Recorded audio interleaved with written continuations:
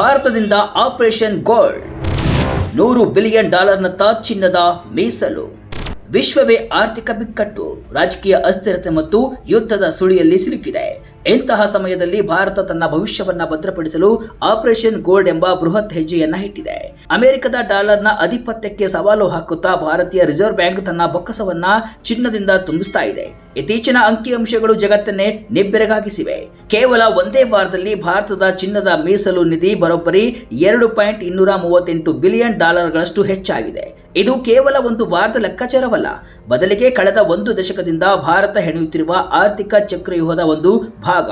ಇದರಿಂದ ಈಗ ಭಾರತದ ಚಿನ್ನದ ಮೀಸಲು ನಿಧಿ ಬರೋಬ್ಬರಿ $100 ಬಿಲಿಯನ್ ಹತ್ತಿರ ಬಂದು ನಿಂತಿದೆ. ಏನಿದು ಭಾರತದ ಸುವರ್ಣ ತಂತ್ರ? ಭಾರತ ಯಾಕೆ ಇಷ್ಟೊಂದು ಚಿನ್ನವನ್ನ ಖರೀದಿಸ್ತಾ ಇದೆ? ಇದರಿಂದ ದೇಶಕ್ಕೆ ಮತ್ತು ಜನಸಾಮಾನ್ಯರಿಗೆ ಆಗುವ ಲಾಭವೇನು?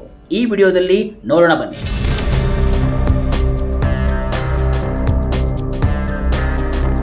ಹೌದು, ಭಾರತೀಯ ರಿಸರ್ವ್ ಬ್ಯಾಂಕ್ ಬಿಡುಗಡೆ ಮಾಡಿದ ಇತ್ತೀಚಿನ ವರದಿಯ ಪ್ರಕಾರ ಸೆಪ್ಟೆಂಬರ್ 26, 2025ಕ್ಕೆ ಕೊನೆಗೊಂಡ ವಾರದಲ್ಲಿ ಭಾರತದ ಚಿನ್ನದ ಮೀಸಲು $2.238 ಬಿಲಿಯನ್ ಏರಿಕೆ ಕಂಡಿದೆ. ಈಗ ಸದ್ಯ ಭಾರತದ ಬಳಿ ಒಟ್ಟು $95.017 ಬಿಲಿಯನ್ ಮೌಲ್ಯದ ಚಿನ್ನದ ಮೀಸಲು ಇದೆ. ಇದು RBIನ ರಣತಂತ್ರದ ಪ್ರಮುಖ ಭಾಗವಾಗಿದೆ. ಕೆಲ ದಿನಗಳ ಹಿಂದಷ್ಟೇ ಅಮೆರಿಕದ ಚಿನ್ನದ ಮೀಸಲು ನಿಧಿಯ ಮೌಲ್ಯ $1 ಟ್ರಿಲಿಯನ್ ತಲುಪಿತ್ತು. ಇದರ ಬೆನ್ನಲ್ಲೇ ಭಾರತ ಕೂಡ ತನ್ನ ಚಿನ್ನದ ಮೀಸಲು ನಿಧಿಯನ್ನ ಹೆಚ್ಚಳ ಮಾಡ್ತಾ ಇದೆ. ಆದರೆ ಇದೇ ಟೈಮ್ನಲ್ಲಿ ಭಾರತದ ಒಟ್ಟಾರೆ ವಿದೇಶಿ ವಿನಿಮಯ ಮೀಸಲು $2.33 ಬಿಲಿಯನ್ ನಷ್ಟು ಕುಸಿದು $700.2 ಬಿಲಿಯನ್ ಗೆ ಇಳಿದಿದೆ. ಇದಕ್ಕೆ ಪ್ರಮುಖ ಕಾರಣ ವಿದೇಶಿ ಕರೆನ್ಸಿ ಆಸ್ತಿಗಳಲ್ಲಿ ಕಂಡುಬಂದ $4.39 ಬಿಲಿಯನ್ ಗಳಷ್ಟು ಭಾರಿ ಇಳಿಕೆ. ಅಂದ್ರೆ RBI ತನ್ನ ಡಾಲರ್ ಅಥವಾ ಇತರ ವಿದೇಶಿ ಕರೆನ್ಸಿಗಳ ಮೇಲಿನ ಡಿಪೆಂಡೆನ್ಸಿಯನ್ನ ಕಡಿಮೆ ಮಾಡಿ ಚಿನ್ನದಂತಹ ಸ್ಥಿರ ಮತ್ತು ಸುರಕ್ಷಿತ ಆಸ್ತಿಯ ಮೇಲೆ ಹೂಡಿಕೆ ಮಾಡುತ್ತಿರುವುದು ಸ್ಪಷ್ಟವಾಗಿದೆ. ಚಿನ್ನದ ಮೇಲೆ RBIಗೆ ಯಾಕೆ ಇಷ್ಟೊಂದು ಪ್ರೀತಿ? ಅನಿಶ್ಚಿತತೆ ವೇಳೆ ರಿಸ್ಕ್ ಕಡಿಮೆ ಮಾಡ್ತಿರೋ RBI. ಚಿನ್ನದ ಮೇಲೆ RBIಗೆ ಯಾಕೆ ಇಷ್ಟೊಂದು ಪ್ರೀತಿ ಎಂಬುದನ್ನು ನೋಡುವುದಾದರೆ, ಕೇವಲ ಭಾರತದ RBIಗೆ ಮಾತ್ರವಲ್ಲ, ಅನೇಕ ರಾಷ್ಟ್ರಗಳ ಕೇಂದ್ರ ಬ್ಯಾಂಕುಗಳು ಚಿನ್ನದ ಖರೀದಿಗೆ ಮುಗಿಬಿದ್ದಿವೆ. ಅದಕ್ಕೆ ಹಲವಾರು ಕಾರಣಗಳು ಇವೆ. ಜಗತ್ತಿನಾದ್ಯಂತ ಹೆಚ್ಚುತ್ತಿರುವ ರಾಜಕೀಯ ಅಸ್ಥಿರತೆ, ದೇಶಗಳ ನಡುವಿನ ಸಂಘರ್ಷ ಮತ್ತು ವ್ಯಾಪಾರ ಸಮರಗಳಿಂದ ಕರೆನ್ಸಿಗಳ ಮೌಲ್ಯದಲ್ಲಿ ತೀವ್ರ ಏರಿಳಿತಗಳು ಉಂಟಾಗುತ್ತಿವೆ. ಇಂತಹ ಸಂದರ್ಭದಲ್ಲಿ ಚಿನ್ನ ಒಂದು ಸುರಕ್ಷಿತ ಹೂಡಿಕೆಯಾಗಿ ಕಾರ್ಯವನ್ನ ನಿರ್ವಹಿಸುತ್ತೆ. ಅಮೆರಿಕದ ಡಾಲರ್ ಮೇಲಿನ ಅವಲಂಬನೆಯನ್ನ ಕಡಿಮೆ ಮಾಡುವುದು ಭಾರತದ ಪ್ರಮುಖ ಉದ್ದೇಶ. ಚಿನ್ನವನ್ನ ಹೊಂದುವುದರಿಂದ ಡಾಲರ್ ಮೌಲ್ಯ ಕುಸಿದರೂ ದೇಶದ ಆರ್ಥಿಕತೆಯ ಮೇಲೆ ಆಗುವ ಪರಿಣಾಮವನ್ನು ತಗ್ಗಿಸಬಹುದು.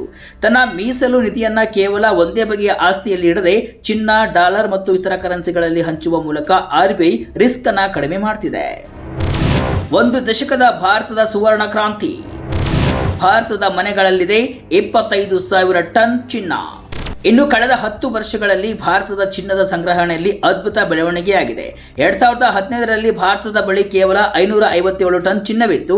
2025ರ ಮಧ್ಯಭಾಗದ ಹೊತ್ತಿಗೆ ಈ ಪ್ರಮಾಣ 880 ಟನ್ಗಳಿಗೆ ಏರಿಕೆಯಾಗಿದೆ. ಅಂದರೆ ಕೇವಲ 10 ವರ್ಷಗಳಲ್ಲಿ 323 ಟನ್ಗಳಷ್ಟು ಹೊಸ ಚಿನ್ನವನ್ನ RBI ತನ್ನ ಬೊಕ್ಕಸಕ್ಕೆ ಸೇರಿಸಿದೆ.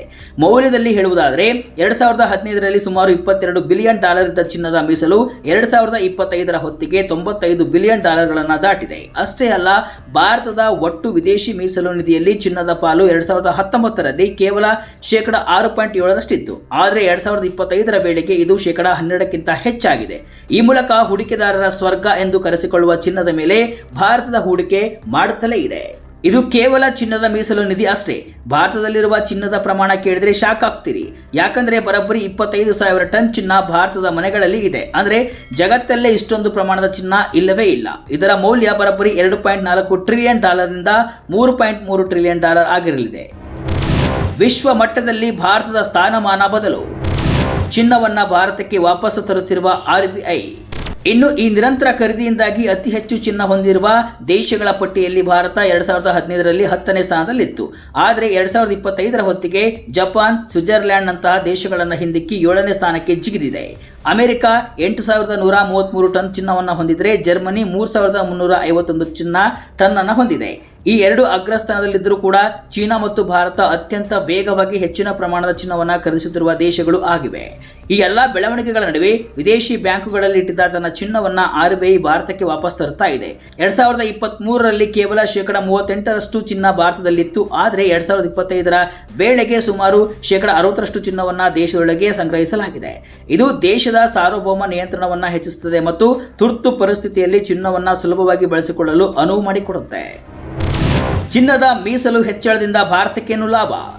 ಇನ್ನು ಹೆಚ್ಚಿನ ಚಿನ್ನದ ಮೀಸಲಿನಿಂದ ದೇಶಕ್ಕೆ ಆಗುವ ಲಾಭವೇನು ಎಂಬುದನ್ನು ನೋಡಿದರೆ, ಹೆಚ್ಚಿನ ಚಿನ್ನದ ಮೀಸಲು ರೂಪಾಯಿ ಮೌಲ್ಯವನ್ನು ಸ್ಥಿರವಾಗಿಡಲು ಸಹಾಯ ಮಾಡುತ್ತೆ.